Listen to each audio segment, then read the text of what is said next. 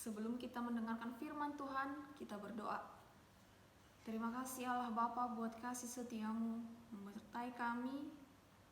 Hingga pada hari ini kami bersuka cita untuk mendengarkan sebagian dari firman-Mu. Ya Bapa, sebentar lagi kami akan mendengarkan firman-Mu. Buka hati dan pikiran kami supaya kami boleh menerima firman-Mu dengan baik, serta melakukannya di dalam kehidupan kami sehari-hari. Kepada hamba-Mu yang akan menyampaikan firman-Mu pada hari ini, berikan kebijaksanaan, berikan sukacita, berikan kesehatan supaya bersukacita untuk mengabarkan kasih setia Tuhan. Ya Bapa, banyak dosa yang kami perbuat, kiranya Kau hapuskanlah. Terpuji termulia nama-Mu kini esok sampai selama-lamanya. Amin. Shalom untuk kita semua. Saudara-saudari yang terkasih dalam Kristus Yesus, yang menjadi renungan harian pada kita hari ini, Kamis 28 Juli 2022, yaitu dari 1 Petrus 4 ayat 19. Saya akan membacakannya. Karena itu baiklah juga mereka yang harus menderita karena kehendak Allah, menyerahkan jiwanya dengan selalu berbuat baik kepada Pencipta yang setia. Demikian firman Tuhan. Saudara-saudari yang terkasih dalam Kristus Yesus, untuk topik utama ataupun tema atau judul untuk firman Tuhan hari ini yaitu Pencipta yang setia, yang menjadi pertanyaan utama. Siapakah Pencipta yang setia? Ya, Dia adalah Tuhan Yesus. Hanya Tuhan Yesuslah yang dapat menciptakan manusia dengan baik, segambar dan serupa dengan Dia. Oleh karena itu, saudara-saudari yang terkasih dalam Kristus Yesus, mari kita mengatakan, mengikut Yesus, saya tidak takut menderita. Mengikut Yesus, saya tidak takut untuk menderita. Kalimat itu merupakan kalimat yang sederhana, tetapi jika kita bersemangat untuk menyampaikan serta melakukan kalimat tersebut, maka kita akan mampu, maka Tuhan akan memampukan kita melewati penderitaan-penderitaan yang kita hadapi. Saudara-saudari yang terkasih dalam Kristus Yesus, seluruh makhluk di dunia ini turut merasakan penderitaan oleh sebab dosa yang telah jatuh ke dalam dunia. Penderitaan adalah realita kehidupan yang memang harus kita hadapi di dalam dunia, dan ujian kepada ketangguhan iman bukan untuk membinasakan. Jika itu ujian, maka penderitaan itu menjadi berharga bagi kita sebab berguna untuk meneguhkan iman kita kita percaya bahwa Tuhan menjaga kita. Roh Kudus yang akan menguatkan dan menghibur kita untuk dapat melalui masa-masa yang sangat sulit. Hanya Tuhan Yesus yang boleh memampukan kita, yang boleh memberikan kita sukacita, yang boleh memberikan kita kekuatan melewati segala penderitaan-penderitaan yang kita hadapi di dalam kehidupan kita.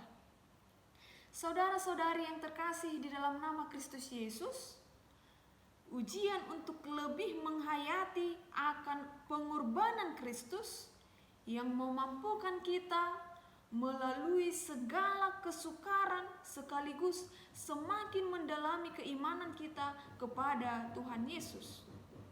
Kita mampu berbahagia dalam penderitaan yang sebenarnya sudah lebih dahulu ditanggung oleh Tuhan Yesus. Dan Tuhan Yesus sudah mengalahkan, sudah memenangkan penderitaan itu. Oleh sebab itu saudara-saudari, maka selama kita hidup di dunia ini, ingatlah, semuanya akan berakhir.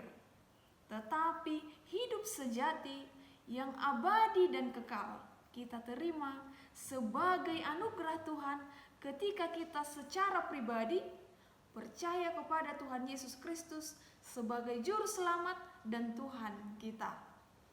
Saudara-saudari yang terkasih dalam Kristus Yesus, dalam pergumulan kita tetaplah berpegang teguh hanya kepada Tuhan, hanya kepada firman Tuhan. Kita mau melakukan kebaikan-kebaikan sebagaimana yang dikehendaki oleh Tuhan, yang disukai oleh Tuhan, yang disampaikan Paulus kepada jemaat di Kolose 3 ayat 23 dikatakan, apapun juga yang kamu perbuat, perbuatlah dengan segenap hatimu, seperti untuk Tuhan dan bukan untuk manusia. Karena itu, tetaplah menyerahkan hidup kita hanya kepada Tuhan. Tetap mempercayakan keselamatan jiwa kita hanya kepada Tuhan. Oleh sebab itu, saudara-saudari, apapun yang menjadi pergumulan saudara saat ini, apapun yang menjadi permasalahan yang begitu berat yang saudara alami pada hari ini, marilah meminta petunjuk kepada Tuhan.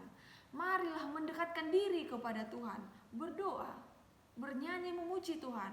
Pasti Tuhan akan memberikan kita kebahagiaan. Pasti Tuhan akan memampukan kita. Tuhan akan melancarkan atau memberikan jalan dengan permasalahan-permasalahan yang kita hadapi.